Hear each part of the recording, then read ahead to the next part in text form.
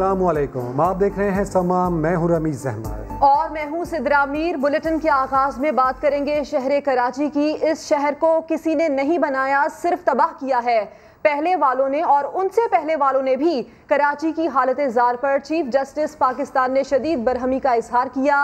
Remarks दिए कि तबाहकुन सूरत हाल है, यहाँ के लोगों से किसी किस्म की दुश्मनी निकाली जाती है। मेयर को मुखातिब करके कहा, जान छोड़े लोगों की, जाएं आप, अल्लाह हाफिज। चीफ जस्टिस ने कहा, वजीर आला सिंध हेलीकॉप्टर पर दौरा करके आ जाते हैं, होता कुछ नहीं, पूरे शहर में कचरा और गंदगी है।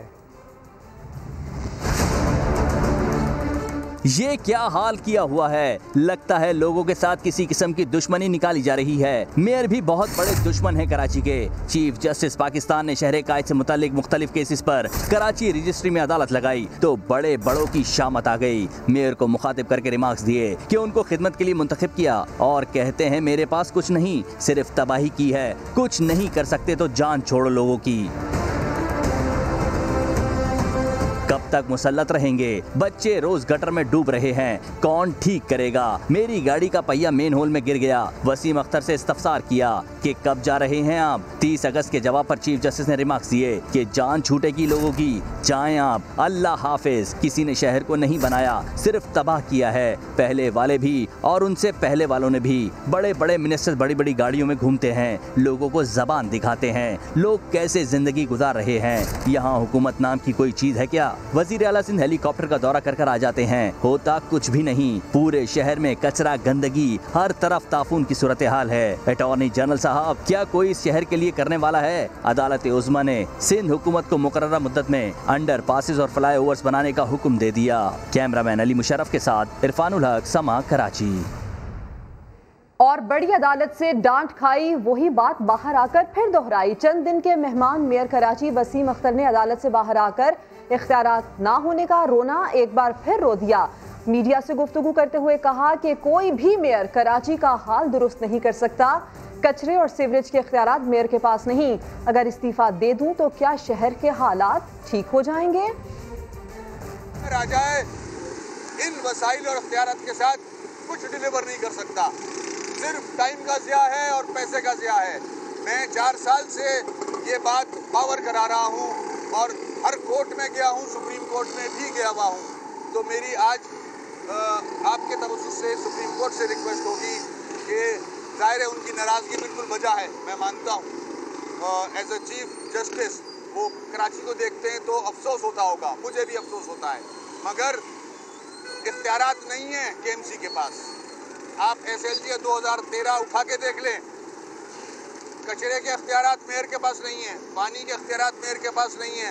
सवाल ये बनता है कि फिर आप इस्तीफा क्यों नहीं दे देते? बहुत लोग बोलते हैं ये, अगर मैं इस्तीफा दे दूँ तो क्या हालात ठीक हो जाएंगे? नहीं होंगे। मैं उसकी जंग लड़ रहा हूँ, इख्तियारात की पूरे मुल्क के लिए, बल्दियाती निज़ाम को मजबूत करने के लिए। मेरी पटिशन मौजूद है सुप्रीम कोर्ट में, मैं आवाज़ बुलंद कर रहा हूँ। चीफ जस्टिस ने कराची में करंट लगने से हलाकतों पर CEO के इलेक्ट्रिक पर मुकदमा दर्ज करने का हुक्म दे दिया। रिमार्क्स दिए कि छोटा सा बंदा आया हुआ है, शहर की बिजली बंद कर देता है, इनका नाम ECL में डाल दें, जेल में बंद कर दें। कराची में करंट लगने से अमवात और बदतरीन लोड शेडिंग। मामला सुप्रीम कोर्ट पहुंचा तो चीफ जस्टिस शदीद बरहम नजर आए। कहा कराची में बिजली का बहरान बदतरीन हो गया कि इलेक्ट्रिक को तबाह कर दिया है। छोटा सा बंदा आया हुआ है, शहर की बिजली बंद कर देता है। इसकी इतनी हिम्मत कि कराची की बिजली बंद करे। चीफ जस्टिस का कहना था कि रोज करंट लगने से 8-10 लोग मर जाते हैं। CEO के इलेक्ट्रिक के खिलाफ मुकदमा दर्ज होना चाहिए, उनका नाम ECL में डालें, बंद करें जेल में। देखते हैं कौन कराची में ये सब करता है। चीफ जस्टिस ने के इलेक्ट्रिक के आला अफसरान को भी फौरी अदालत तलब कर लिया। आज ही हुक्मनामा जारी किया जाएगा। सुप्रीम कोर्ट ने कराची से बिलबोर्ड्स फौरी हटाने का हुक्म दे दिया। खंभों पर लगे इश्तिहारात भी हटाए जाएंगे। चीफ जस्टिस ने कहा, मेट्रोपोल पर बिलबोर्ड कैसे गिरा? अदालत ने कमिश्नर कराची को होर्डिंग्स और बिलबोर्ड्स हटाने के इख्तियार दे दिए। सुप्रीम कोर्ट कराची रजिस्ट्री में आज कई अहम मुकदमात की समाअत हुई है। तफसील जानेंगे समा के नुमाइंदे इरफानुल हक से। इरफान, बताइए चीफ जस्टिस ने क्या क्या अहकाम दिए? देखिए, आज का दिन जो सिंध हुकूमत है और बिलखुसूस जो मकामी इंतज़ामिया है उस पर खासा भारी गुजरा है। चीफ जस्टिस ऑफ पाकिस्तान ने कई अहम मुकदमात की समाअत की है। साइन बोर्ड्स के हवाले से अदालत ने नोटिस लिया था। आज सबसे पहले जो साइन बोर्ड्स और बिल बोर्ड्स हैं उससे मुताल्लिक केस की समाअत की। अदालत ने ये रिमार्क्स दिए कि इतने ख़तरनाक ये बोर्ड्स हैं, इसकी इजाज़त किसने दी, जिस पर कमिश्नर कराची ने बताया कि ये जो प्राइवेट प्रॉपर्टीज़ होती हैं उस पर बोर्ड्स लगाने की इजाज़त थी, ताहम जो शीट लगाई जाती है उसकी जगह भारी भरकम बोर्ड्स लगाए जा रहे हैं, ताहम उसके खिलाफ कार्रवाई जारी है। अदालत ने कमिश्नर कराची को ये इख्तियार दिया है कि वो शहर भर में साइन बोर्ड्स और बिल बोर्ड्स और होर्डिंग्स के खिलाफ कार्रवाई करें, और ये भी अदालत ने उन्हें ये इख्तियार दिया है कि जो प्राइवेट प्रॉपर्टीज़ हैं उसके ऊपर भी जो बोर्ड्स लगे हैं उसका जायज़ा लें, अगर वो ख़तरनाक है तो उसे फौरी तौर पर हटा दिया जाए। इस हवाले से आइंदा समाअत पर अदालत ने हिदायत की कमिश्नर कराची शहर भर से बिल बोर्ड्स हटाकर रिपोर्ट पेश करें। इसके अलावा सिंध हुकूमत की कारकर्दगी पर, शहर की अबतर सूरत हाल पर इंतहाई बरहमी का इजहार किया। अदालत ने यह भी रिमार्क्स दिए कि जो वज़रा हैं वो बड़ी बड़ी गाड़ियों में घूमते हैं और जो वज़ीर आला है वो हेलीकॉप्टर में घूमते हैं, काम कोई नहीं करता। मेयर कराची कमरा अदालत में मौजूद थे, उनकी खासी सरजनिश हुई है। अदालत ने न सिर्फ उन्हें बरहमी का इजहार किया बल्कि उन्हें मुखातिब करके पूछा कि कहाँ है मेयर कराची, बताया जाए। मेयर कराची खड़े हुए तो उनसे पूछा अदालत ने कि आप कब जा रहे हैं, उन्होंने बताया कि 30 अगस्त को जा रहे हैं। अदालत ने कहा कि ठीक है आप जाएँ, जान छूटे, अल्लाह हाफिज़। अदालत ने कहा कि आपने कुछ नहीं किया, आप कराची के दुश्मन हैं। अदालत ने मेयर कराची को भी कराची का दुश्मन करार दिया। इसके अलावा जो दीगर मुतालिका इदारे हैं उन पर भी बरहमी का ये तमाम रिमार्क्स किए और दीगर इदारों की भी बात की। इरफान, ये बताइएगा कि बिल बोर्ड्स, इश्तिहारात, तजावुजात के बारे में तो अहकाम दिए गए, के इलेक्ट्रिक के हवाले से क्या अहकाम दिए गए? देखिए, के इलेक्ट्रिक के हवाले से अदालत ने ये रिमार्क्स दिए है कि जो के इलेक्ट्रिक की कारकर्दगी है वो इंतहाई बदतर है। अदालत ने ये chief justice of Pakistan justice Gulzar Ahmed ने ये रिमार्क्स दिए कि जो CEO हैं, MD हैं, उन सब के खिलाफ हम मुकदमा दर्ज कराएंगे। लोग डूब कर मर रहे हैं, बच्चे करंट लग कर मर रहे हैं और किसी को कोई ख्याल नहीं, भारी भारी सिर्फ बिल भेजे जाते हैं, बिजली नहीं दी जाती। अदालत ने यह भी रिमार्क्स दिए कि जो कर्जा है, जो भी इनकी लाइबिलिटीज़ है, वो चाहते हैं कि कराची वालों से पूरा कर लें। एक छोटा सा आदमी आया है और उसने कराची की बिजली बंद कर देता है, इसकी इतनी हिम्मत कैसी हुई। अदालत ने ये रिमार्क्स दिए जो लोग करंट से मर जाते हैं उन सब का मुकदमा आला हुक्काम के खिलाफ दर्ज करवाया जाएगा। बिलखुसूस MD और KESC जो के इलेक्ट्रिक के CEO हैं उनके खिलाफ दर्ज किया जाएगा। अदालत के हुक्म पर फौरी तौर पर CEO के इलेक्ट्रिक को बुलाया गया, वो अदालत में मौजूद थे, ताहम जो अदालती वक्त ख़त्म होने के अदालती वक्त ख़त्म होने के बायस के इलेक्ट्रिक से मुतल्लिक समाअत दोबारा नहीं हो सकी। इदारों के साथ साथ चीफ जस्टिस की जानिब से मेयर कराची के हवाले से भी सख्त रिमार्क्स दिए गए। इरफानुल हक, आपने अपडेट किया, आपका शुक्रिया। और कराची में लॉकडाउन खुलते ही मुख्तलिफ इलाकों में ट्रैफिक जैम हो गया। कयूमाबाद नदी और कोरंगी कॉजवे पर पानी भर जाने के बायस जाम सादिक पुल पर ट्रैफिक शदीद मुतासिर है। अपडेट्स हासिल कर लेते हैं। समा के नुमाइंदे साद साबरी और मुदस्सिर नज़ीर हमारे साथ मौजूद होंगे। सबसे पहले हम साद साबरी से बात करते हैं। साद, आप बताइए किस जगह पर आप मौजूद हैं, ट्रैफिक की यहाँ पर क्या सूरत हाल है? मैं इस वक्त मौजूद हूँ कोरंगी जाम सादिक पुल के स्टार्टिंग पॉइंट पर, और जो कयूमाबाद वाला रास्ता है वहाँ पर पानी भर जाने की वजह से, और जो दूसरा कॉजवे कोरंगी कॉजवे कहलाता है वहाँ पर भी पानी भर जाने की वजह से जितना भी लांडी कोरंगी इंडस्ट्रियल एरिया का ट्रैफिक है और डिफेंस से कोरंगी की तरफ आने वाला ट्रैफिक है, इसका दबाव जाम सादिक पुल की तरफ बन गया है, जिसकी वजह से जो ट्रैफिक है वो शदीद मुतासिर हुआ है। हमने देखा कि यहाँ पर ट्रैफिक के जो एहलकार हैं वो ज़रूर मौजूद हैं, पर चारों तरफ से ट्रैफिक का दबाव बन जाने की वजह से जाम सादिक पुल जो है वो इस वक्त वाहिद रास्ता रह गया है जो कि कोरंगी के रिहायशियों को, लांडी के रिहायशियों को जो है वो कोरंगी से एग्जिट का रास्ता दिखाता है। शदीद यहाँ पर ट्रैफिक जैम है, गाड़ियों की लंबी कतारें हैं, क्योंकि अभी तक ताहाल जो कयूमाबाद वाला रास्ता है वहाँ से पानी जो है साफ नहीं किया गया, जिसकी वजह से वो ताहाल बंद है। और जो कॉजवे है जो कोरंगी क्रॉसिंग को, कोरंगी को, लांडी के रिहायशियों को शार फैसल से मिलाता है, वो कॉजवे भी पानी भर जाने की वजह से इस वक्त मुकम्मल तौर पर बंद है। जो जाम सादिक पुल है यहाँ पर ट्रैफिक का दबाव है और ये वाहिद रास्ता है इस वक्त जो कि यहाँ के रिहायशियों को, यहाँ से गुजरने वालों को कोरंगी से बाहर निकालता है। ट्रैफिक एहलकार अपनी जगह काम कर रहे हैं, पर ताहाल ट्रैफिक का जो दबाव है वो अपनी जगह बरकरार है। जी ठीक है, साथ ही रहिएगा। कराची में लॉकडाउन हटते ही शहर के मुख्तलिफ इलाकों में बदतरीन ट्रैफिक जैम है। MA जिन्ना रोड पर क्या इस वक्त सूरत हाल है, बता रहे हैं समा के नुमाइंदे मुदस्सिर नज़ीर। मुदस्सिर, बताइएगा। हाँ जी, बिल्कुल ऐसा लगता है जैसे कराची के वासियों को कोरोना से मुकम्मल छुट्टी मिल गई है और यहाँ पर रोड्स तमाम जो है ट्रैफिक से जैम हो चुकी हैं। M A Jinnah road, lighthouse और लाइट हाउस से टावर तक जितनी रोड्स हैं वो मुकम्मल तौर पर जैम हैं। और पहले जो बारिशें हुई हैं उससे जो रोड थी वो पानी से वो भरी हुई थी और आज ऐसा लगता है कि तमाम जो रोड्स हैं वो ट्रैफिक से जैम है। और इस वक्त सूरत हाल ये है कि तमाम मार्केट्स ओपन हैं और यहाँ पर चूँकि जश्न आज़ादी का समा है और मार्केट्स ओपन है और लोग ख़रीदो फरोख्त करने के लिए आ रहे हैं और बहुत ज़्यादा मार्केट्स के अंदर भी रश है और बाहर भी बहुत ज़्यादा इस वक्त रश देखा जा रहा है। बसेस मौजूद हैं, रिक्शे हैं और तमाम छोटी बाइक्स जो हैं वो जैम हो चुकी हैं। इवन यहाँ पर जहाँ हमने कैमरा प्लेस किया है, यहाँ पर कैमरा प्लेस करना बहुत ज़्यादा मुश्किल था और यहाँ पर पैदल चलने वाले जो अफराद हैं उनके लिए भी बहुत ज़्यादा मुश्किल का सामना है। KMC की बिल्डिंग के सामने आप मंजर देख सकते हैं कि यहाँ पर ट्रैफिक बदतरीन जैम है और वार्डन्स जो है पूरी कोशिश कर रहे हैं कि ट्रैफिक का फ़्लो जो है उसको कंटिन्यू कर सकें, लेकिन ट्रैफिक वार्डन्स और पुलिस एहलकार जो है वो बिल्कुल बेबस दिखाई दे रहे हैं। और बड़ी बसेस जो बड़ी ट्रैफिक है उनकी वजह से भी काफ़ी ज़्यादा हर्डल्स दिखाई दे रही हैं और ऐसा लग रहा है कि आज चूँकि लॉकडाउन हटाया गया उसके बाद ट्रैफिक पुलिस ने कोई ऐसे बंदोबस्त नहीं किया ताकि इस ट्रैफिक का जो फ़्लो था इसको कंट्रोल किया जा सकता। जी मुदस्सिर, आप हमें अपडेट कर रहे हैं। दीगर इलाकों की भी बात करते हैं। माई कुलाची रोड पर भी बदतरीन ट्रैफिक जैम है, गाड़ियों की कतारें यहाँ पर लग गई हैं। सलमान अहमद से बात करेंगे। सलमान, क्या वजह है कि यहाँ पर ट्रैफिक इस तरह से जाम है? इसको कंट्रोल करने के लिए क्या किया जा रहा है? देखिए, सबसे पहली बात तो ये है कि लॉकडाउन ऐसा लगता है कि उठा है और उसके बाद शहरी जो है वो गाड़ियां सड़कों पर लाए हैं और उनके जो गाड़ियां हैं उनकी ब्रेकें लग गई हैं, क्योंकि हम देख रहे हैं कि गाड़ियों की लंबी कतारें यहाँ पर लग गई हैं। सिर्फ माई कराची ही की बात नहीं कर रहे, बल्कि जो माड़ीपुर रोड है, माड़ीपुर रोड पर दो तरफा ट्रैक पर जो है वो बदतरीन ट्रैफिक जाम हो चुका है। बड़े बड़े ट्रॉलर जो है वो ट्रैफिक में फंसे हुए हैं और उन्हीं की वजह से जो शहरी हैं जो अपनी मंदिर की तरफ जाना चाहते हैं वो 1.5 से 2 घंटे हो गए ट्रैफिक में फंसे हैं। कई लोगों का हमने देखा कि गर्मी से जो है वो बेहाल हो चुके हैं और उनका यही कहना है कि खुदारा ट्रैफिक पुलिस जो है वो इस हवाले से कोई इक़दाम करे और अपने फराइज सही तरह से अंजाम दे ताकि शहरी जो है वो जिस तरह रुल रहे हैं वो जो है वो अपनी मंदिर की तरफ जा सकें।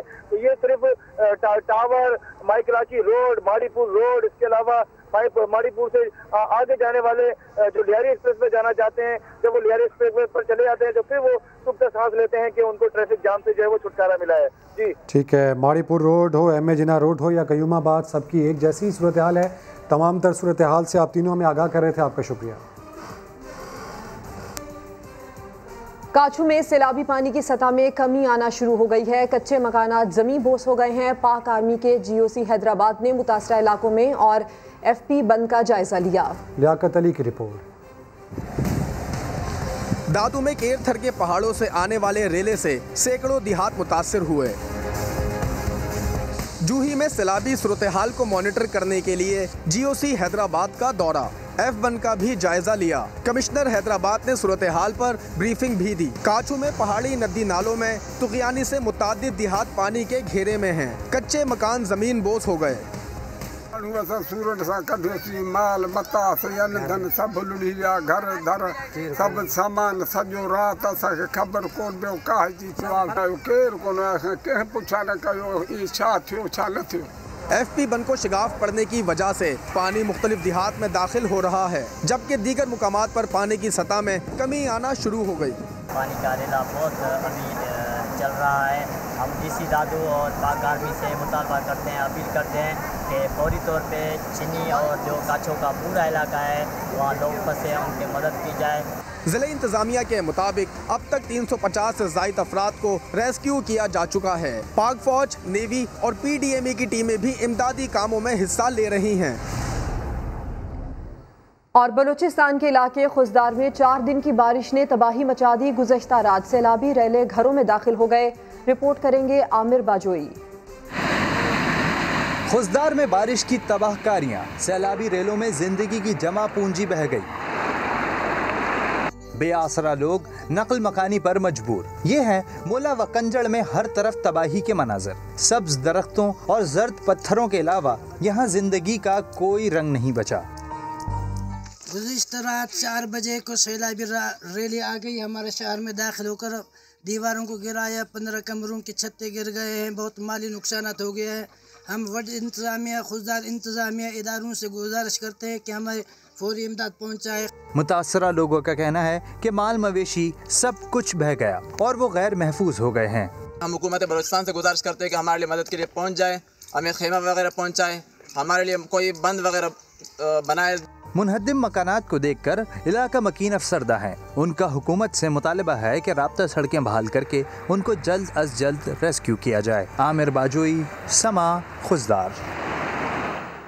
लाहौर में 3 घंटे से जायद मुसलसल बारिश के बायस हर तरफ पानी ही पानी हो गया। सड़कें तालाब का मंजर पेश करने लगी। ज़ेर तामीर अंडरपास के करीब कई गाड़ियां कीचड़ में धंस गईं। तफसील जानते हैं इस रिपोर्ट में। सुबह के वक्त शदीद हब्स, लेकिन दोपहर को काले काले बादल आए, मींह बरसा और मौसम खुशगवार हो गया।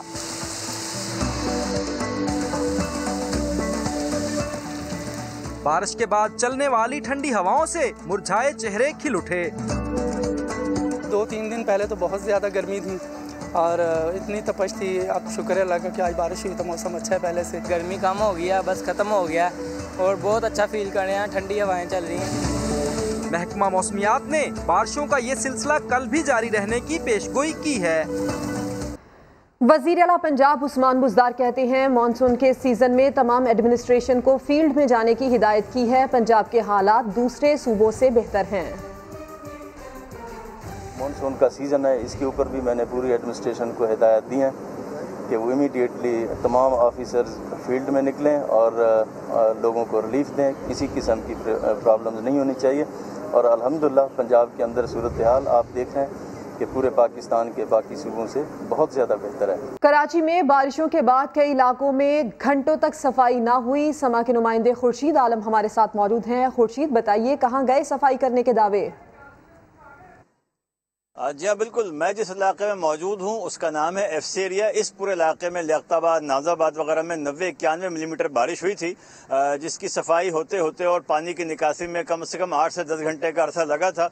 लेकिन अब भी बहुत से इलाके और ऐसी मकामात हैं कि जहाँ पर गंदगी और कचरा और गलाजत अब भी मौजूद है। मैं इस वक्त FC एरिया के विक्ट्री ग्राउंड में मौजूद हूँ, जहाँ पर गंदा पानी भी है, बरसात का पानी भी जमा है और कचरा भी है और सख्त तरीन जो ताफुन है वो भी यहाँ पर इलाके के लोगों का मुकद्दर बना हुआ है। अगर हम बात करते हैं नॉर्थ कराची की तो वहाँ पे 80-82 मिलीमीटर बारिश रिकॉर्ड की गई थी, लेकिन वहाँ पर भी मुख्तलिफ इलाके ऐसे ज़िला वस्ती में कि जहाँ पानी कुछ जगहों पर साफ़ कर दिया गया। मिसाल के तौर पर पावर हाउस चौरंगी, शादमान का इलाका, नागन चौरंगी, वहाँ पानी की निकासी में मजमूई तौर पर इंतज़ामिया के 20 से 24 घंटे का अरसा उनको लगा था।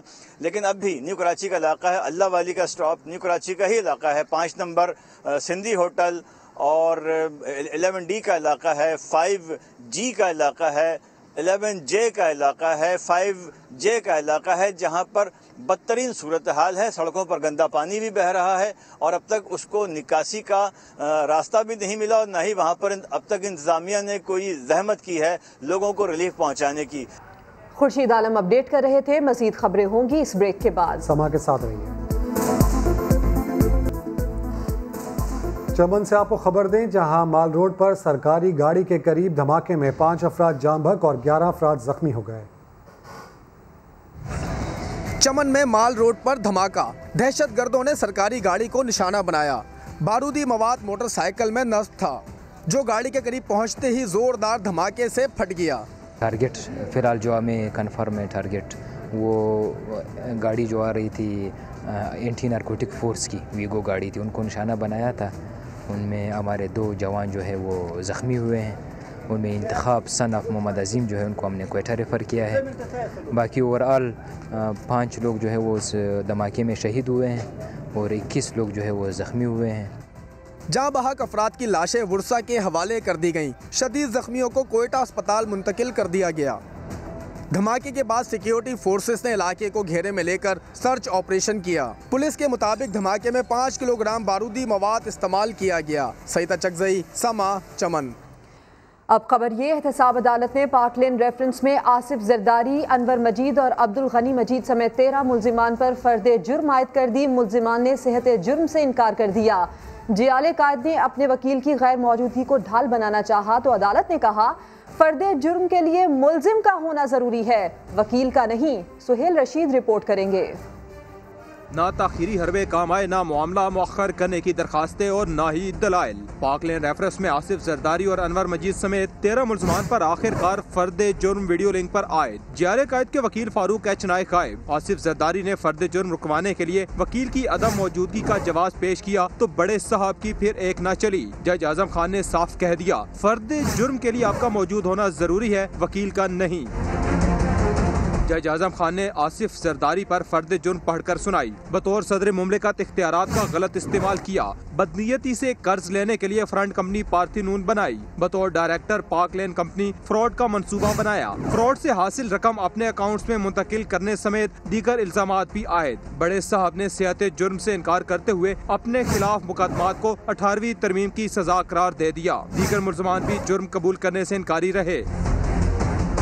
रेफरेंस में सिर्फ 3 इश्तिहारी मुल्ज़मान यूनुस किदवाई, अजीज नईम और इकबाल मेमन पर फर्द जुर्म आयद न की जा सकी। अदालत ने 1 सितंबर को आसिफ जरदारी के खिलाफ नैब के 3 गवाहों को तलब कर लिया।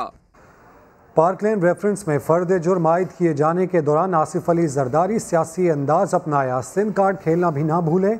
बार बार जज से मुकालमा करते रहे, कहा मुझे सिंधी लिखा जाए, नैब ठीक से काम करे, बाद में मुआफिया मांगते हैं। सुहेल रशीद की रिपोर्ट। आसिफ जरदारी की वीडियो लिंक पर फर्द जुर्म के लिए अदालत पेशी। पाकिस्तान और पीपल्स पार्टी वाले झंडे वाली मेज सामने रख कर बैठे। अकब में जुल्फकार अली भुट्टो, बेनजीर भुट्टो और कायदे आजम की तस्वीर भी नजर आई। पूरा नाम पूछने पर जज से कहा, सिंधी कौम का नुमाइंदा हूँ, मुझे सिंधी लिखा जाए। आसिफ अली जरदारी ने समाअत के दौरान 3 बार जज से तफसीली मुकालमा किया। कहा, मैंने इस मुल्क को 18वीं तरमीम दी थी, दबाव इसलिए डाला जा रहा है कि अपनी पोजीशन से पीछे हट जाऊं। आप तो जज हैं, आप असूल पर चलें। जज आजम खान ने जवाब दिया, कानून सब के लिए बराबर है, हम असूल पर ही चलते हैं। नैब से शवाहिद मांगे हैं, दूध का दूध, पानी का पानी हो जाएगा। समाअत मुलतवी होने लगी तो आसिफ अली जरदारी फिर बोल पड़े। इस बार कहा, नैब प्रोसिक्यूशन से कहें ये ठीक से काम करें। नैब वाले बाद में मुझसे माफिया मांगा करते हैं, अदालत भी ठीक से काम करे। जज आजम खान ने जवाब दिया, हम ठीक से ही काम करते हैं, आपकी समाअत खत्म हो गई है। 1 सितंबर को नैब के शवाहिद आएंगे, उसी दिन सबको सुनेंगे। जरदारी को मजीद बात से रोकने के लिए वीडियो लिंक बंद करा दिया गया। सुहेल रशीद, समा, इस्लामाबाद। इसी पर पीपल्स पार्टी रहनुमा लतीफ खोसा कहते हैं, फर्द जुर्म महज मुकदमे का आगाज है, आसिफ जरदारी इस केस में भी बरी हो जाएंगे। वजीर रेलवे शेख रशीद बोले, आसिफ जरदारी पकड़ाई नहीं देते थे, पहली बार फर्द जुर्म आयद हुई है। पाक लेन रेफरेंस में बड़ी पेशरफ्त पर पीपल्स पार्टी का रद्द अमल। लतीफ खोसा कहते हैं, फर्द जुर्म आयद होने से कुछ नहीं होता। अभी तो शुरुआत हुई है मुकदमे की, ना तो कोई इसमें जरदारी साहब को जरा बराबर भी कोई घबराहट है, ना ही उन पर कोई बोझ आया है और ना ही उनकी कोई मुश्किल में इजाफा होने जा रहा है। लेकिन वजीर रेलवे शेख रशीद कहते हैं, आसिफ जरदारी हमेशा केसेस से बचते आए, मगर अब फर्द जुर्म आयद हो चुकी, अब कोई एनआरओ नहीं, ट्रायल से गुजरना पड़ेगा। इस वक्त जितने भी केसेस लगे हुए हैं सब में वादा माफ को आए। शहबाज शरीफ और हमजा के केसेस इससे भी सीरियस हैं, तो ये 3-4 महीने केसेस बढ़ने के हैं और इसमें फैसले भी आ सकते हैं और ऐसे फैसले आ सकते हैं जिनके नतायज बड़े दूर होते होंगे। शेख रशीद का कहना है, इनकी कोशिश यही होती है कि बार्गेन हो और कोई दरमियानी रास्ता निकल आए। इस बार तो ऐसा दिखाई नहीं दे रहा, लेकिन सियासत में कोई चीज हरफ आखिर नहीं होती। पार्क लेन केस 1 साल पहले शुरू हुआ, इसका पस मंजर क्या है और अब तक इसमें क्या कुछ हुआ, इस रिपोर्ट में जानते हैं। जाली अकाउंट स्कैंडल की तहकीकात करने वाले नैब रावलपिंडी ने तकरीबन 1 साल पहले 19 जुलाई 2019 को आसिफ जरदारी, अनवर मजीद और दीगर 17 मुल्जिमान के खिलाफ पार्क लेन रेफरेंस दायर किया। ये कर्ज की रकम में मुबैना फ्रॉड से नेशनल बैंक को 4.25 अरब रुपए नुकसान पहुँचाने का रेफरेंस है। आसिफ अली जरदारी को जिन 2 मुकदमात में गिरफ्तार किया गया उनमें एक पार्क लेन केस भी था।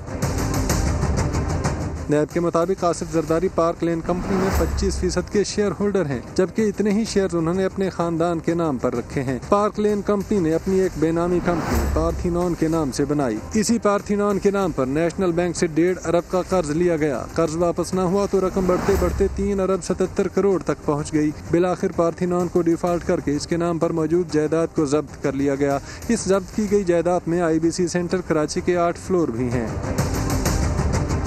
नैब के मुताबिक शवाहिद बताते हैं कि पार्थिनॉन के डायरेक्टर्स और मुलाजमीन सब वही हैं जो पार्क लेन कंपनी के हैं, लिहाजा ये आसिफ जरदारी की बेनामी जायदाद ही है। जरदारी ने ही 2009 और 2012 में बतौर सदर पाकिस्तान नेशनल बैंक पर असरअंदाज होकर बेनामी कंपनी को ये कर्ज दिलाया। इस केस में ओमनी ग्रुप के सरबरा अनवर मजीद भी नामजद हैं। यूनिस कदवाई इस केस में इश्तिहारी हैं।